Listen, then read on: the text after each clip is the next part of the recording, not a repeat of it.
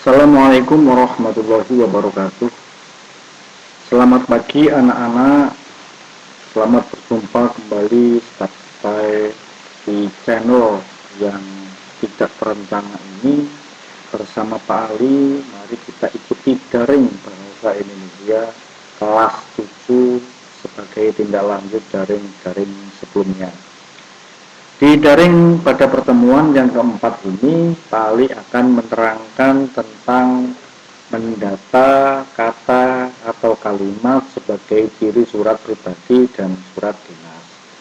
Pokok bahasan umumnya utamanya adalah surat pribadi dan dinas, tetapi subpokok bahasannya adalah mendata kata atau kalimat sebagai ciri surat pribadi dan surat dinas. Kemarin kita sudah mempelajari tentang ciri-ciri surat pribadi dan surat dinas. Sekalian kalian telah mengikuti penugasan menyebut dan menjelaskan tentang ciri-ciri surat pribadi dan surat dinas. Nah, sekarang Pak Ali akan memberikan sedikit tambahan tentang mendata kata, mendata kalimat. Kata dan kalimat yang digunakan di surat pribadi dan yang digunakan di surat dinas. Apakah ada perbedaan? Tentunya ada perbedaan. Kata dan kalimat yang dipakai pada surat pribadi dan surat dinas. Oke. Anak-anak, kita awali dengan langkah-langkah pembelajaran dulu. Tolong diperhatikan. Langkah-langkah pembelajaran ini adalah baca doa dulu sebelum mengikuti pembelajaran. Kemudian silakan tunaikan sholat duha. Kemudian silakan membaca surat pendek A'abasa, surat A'abasa. Kemudian silakan buka video pembelajaran yang dikirim oleh Pak Ali. Kemudian buat simpulan video pembelajaran di buku catatan kalian. Ingat, nomor 2 dan nomor 3 wajib dikirim ke WA Pak Ali. Jadi hanya nomor 2 dan nomor 3. Bagaimana dengan nomor 5, Pak? Nomor 5 dicatat saja di buku kalian dan tidak usah dikirim ke WA Pak Ali. Jadi Pak Ali tegaskan hanya nomor 2 dan nomor 3 ini yang wajib dikirim ke Pak Ali sebagai penilaian sikap baik sosial maupun sikap spiritual. Nah, mari kita buka, mari kita pelajari, mari kita lihat contoh surat pribadi. Kupang 10 Januari 2016. Tulisan Kupang, 10 Januari 2016 ini adalah tulisan yang baku. Di surat dinas juga demikian penulisannya. Jadi ini bukan bagian dari contoh kata atau kalimat yang digunakan pada surat pribadi. Ibu Dewi yang saya sayangi. Ini adalah contoh. Ibu Dewi yang saya sayangi. Kenapa Ibu Dewi yang saya sayangi? Kata atau kalimat ini begitu akrab, begitu kekeluargaan. Nah, kata atau kalimat seperti inilah ciri yang digunakan pada surat pribadi. Kalau di surat dinas sangat tidak diperbolehkan. Bagaimana kabar ibu? Semoga selalu sehat. Nah, bagaimana kabar ibu? Semoga selalu sehat. Kata, kalimat seperti inilah yang sering digunakan atau sebagai ciri dari surat pribadi. Sejak ibu pindah ke kota Bogor, rasanya kelas menjadi sepi, tiada lagi tawa canda ibu yang menyejukkan. Ada tawa canda. Tawa canda ini bahasa Indonesia resminya adalah tawa, tertawa. Sehingga kenapa kok tawa canda ini dipakai? Tawa canda ini adalah salah satu kata yang begitu tidak resminya, yang punya sifat kekeluargaannya, yang dipakai pada surat pribadi. Kemudian anak-anak kita lanjut pada kata-kata selanjutnya. Tiada lagi nasihat-nasihat yang indah itu. Kami semua kangen ibu. Kerinduan kami hanya bisa diungkapkan lewat. Kata lewat juga begitu kekeluargaan sekali. lewat itu tidak formal sekali. Nah, doa untuk Bu Guru luar biasa seperti Ibu. Saya yakin Ibu sudah mendapat murid-murid baru di Kota Bogor. Meski sudah mendapat murid baru, tolong jangan lupakan kami yang di Kota Kupang ini. Semoga Ibu senantiasa sehat dan dalam lindungannya. Salam rindu, Paskalina. Di salam penutupnya saja menggunakan salam rindu. Nah, salam rindu itu adalah ciri khas, ciri kata atau kalimat yang dipakai pada surat pribadi. Anak-anak, jika kita cermati mulai dari atas sampai bawah, kata dan kalimat yang dipakai ini adalah yang dipakai di situasi kekeluargaan, keakraban, dan tidak dipakai pada situasi formal atau resmi. Anak-anak, dari contoh ini dapat kita data pada slide berikutnya.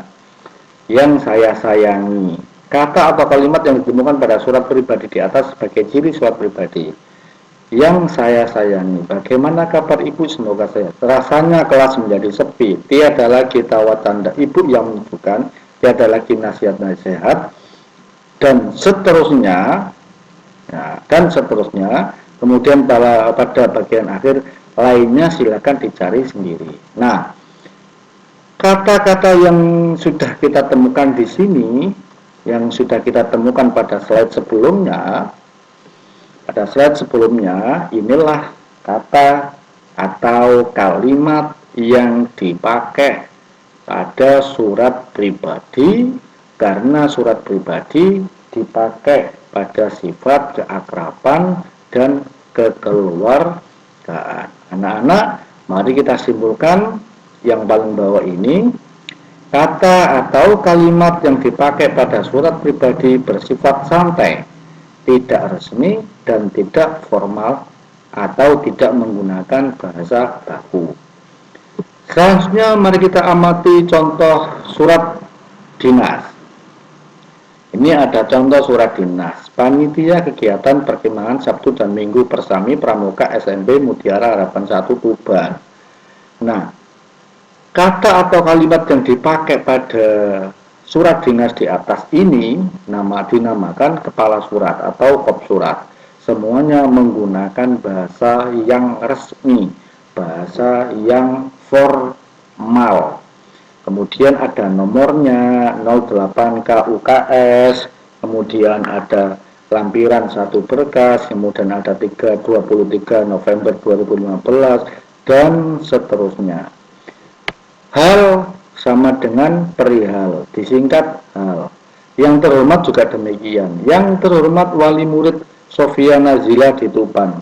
Padahal yang tadi kepada bundaku yang tersayang, ini yang dipakai pada surat dinas adalah yang terhormat wali murid Sofia Nazila. Kok tidak boleh digunakan yang terhormat wali murid Sofia Nazila yang saya sayangi? Itu tidak diperbolehkan karena yang saya sayangi itu adalah bersifat keakraban, bersifat kekeluargaan. Nah, anak-anak di sini adalah bersifat resmi. Permohonan izin adalah hal singkatan dari perihal. Kalau kalian tulis perihal juga boleh. Perihal permohonan izin. Izin ada yang ditulis IZIN, ada yang ditulis IJIN. Nah, yang baku adalah yang IZIN. Dengan hormat, salam pembukanya selalu dengan hormat karena situasinya resmi. Dalam rangka upaya lebih mengenali lingkungan dan seterusnya, SMP Mutiara Harapan 1 akan mengadakan perkemahan Sabtu dan Minggu pada tanggal 5 sampai tanggal 8 Tuban. Oleh sebab itu kami mohon kepada Bapak Ibu dan seterusnya. Kemudian di sini adalah hormat kami. Tadi salam pembukanya dengan hormat, diakhiri dengan salam penutup hormat kami. Kemudian ada mengetahui kepala sekolah. Nah, jika kita melihat kata atau kalimat yang dipakai, itu sebenarnya banyak sekali. Ini saja kita cuplik, ada hormat kami, itu selalu dipakai pada surat dinas. Kemudian ketua panitia juga selalu dipakai pada surat dinas. Kemudian mengetahui juga dipakai pada surat dinas, kepala sekolah juga dipakai pada surat dinas. Nah, kata atau kalimat yang ditemukan pada surat pribadi di atas sebagai ciri surat dinas. Maaf, ini surat pribadi, padahal ini adalah surat dinas ya. Ini saya ulang, ada kesalahan ketik. Kata atau kalimat yang ditemukan pada surat dinas di atas, bukan surat pribadi, surat dinas di atas sebagai berikut.